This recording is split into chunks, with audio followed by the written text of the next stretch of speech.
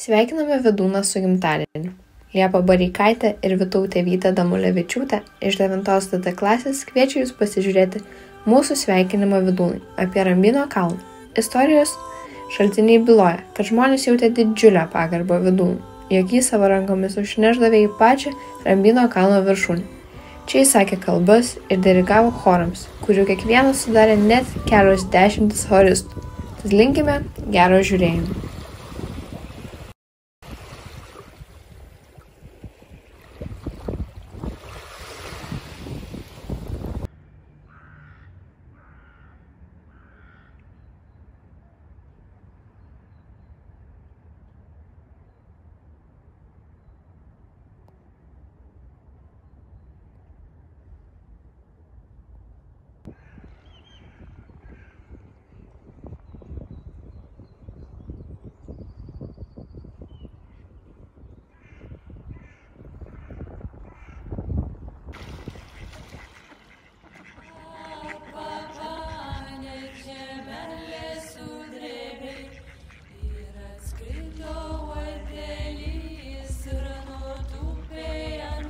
Rambyno kalnas.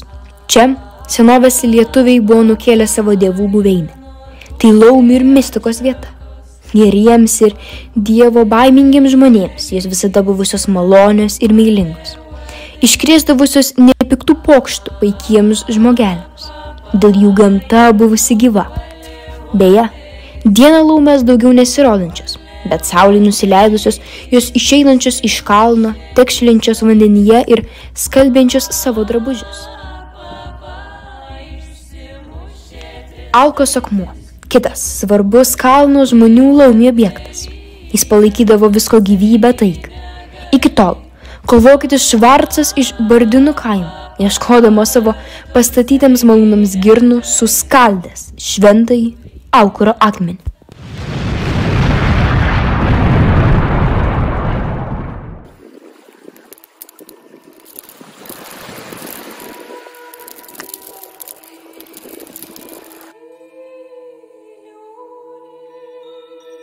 Nuo to laiko užkeikimas ėmė pildytis. Kalnas pradėjo smegti į Nemuną. Laumės paliko vietovę, sumažėjo gamtos, laimės ir paukščių.